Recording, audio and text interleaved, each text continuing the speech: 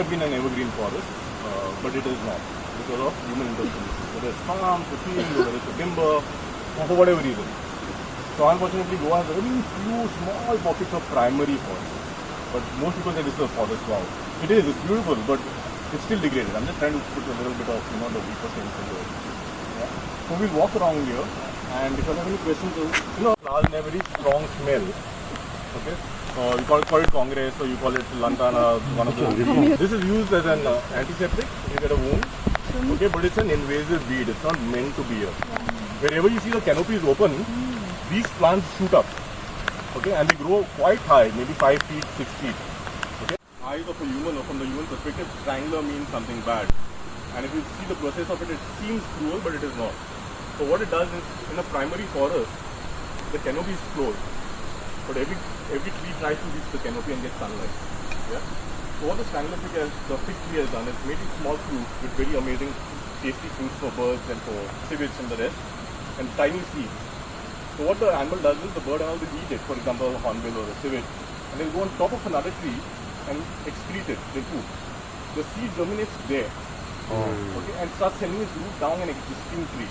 Okay, so these roots are coming down from a poop that is germinated, basically a seed from poop that germinated on the tree. Now what it has done is basically it has short circuited the cycle. It has directly reached the canopy. Okay, so it's a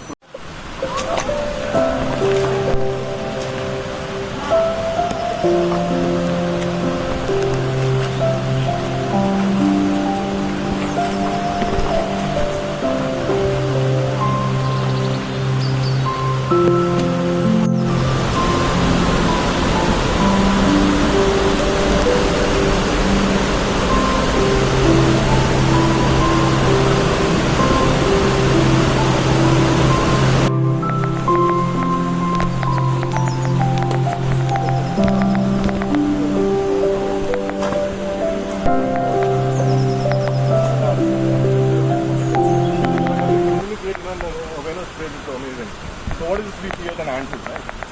There's a myth that snakes live in anthills. Snakes will live in any hole, any space that they get. If it's an active anthill, they won't live. Because there is a symbiotic relationship between the ant and fungi. Okay. They both depend on each other. You know about Goa, we have old meat. The mushrooms, the local mushrooms we get in this season. Right? They're like a species, they love it probably. So long road in this. So I believe that if people sustainably harvested. Ganesh is baby.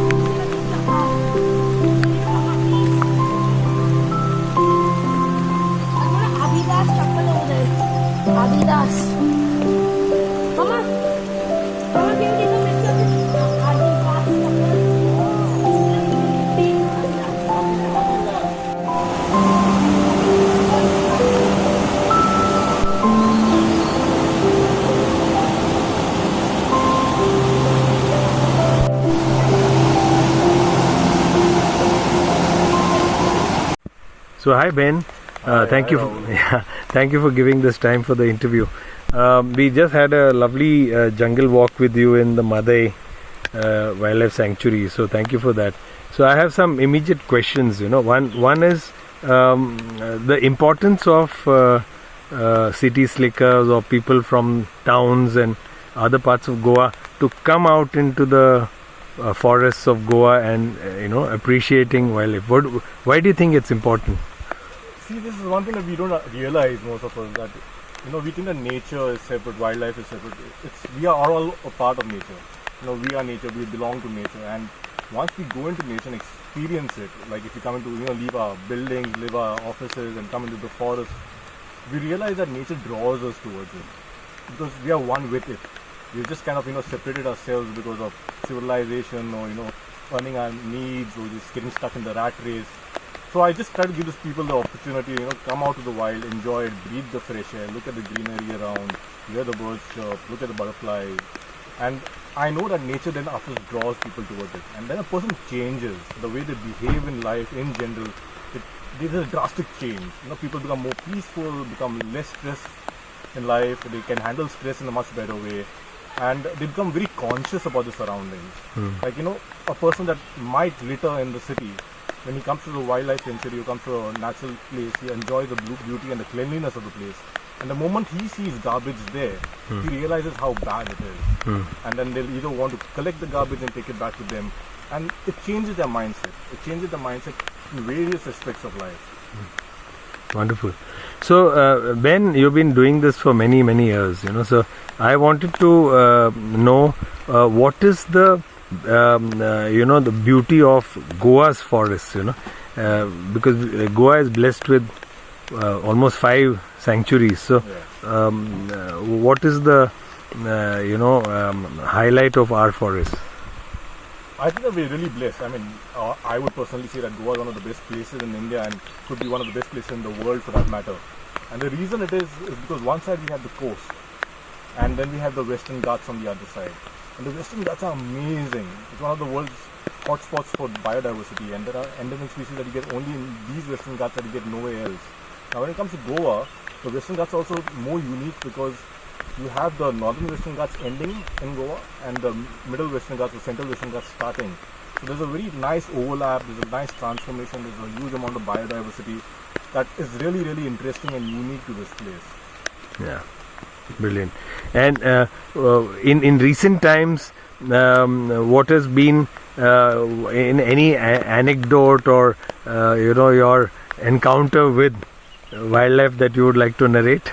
I've got so many of them. I have to be a little more specific into what kind of experience. But the main thing is that I try to tell people, live and let live. Yeah. A lot of people can't live with animals, can't live with wildlife, or they get scared of it. And the reason is because they fear it.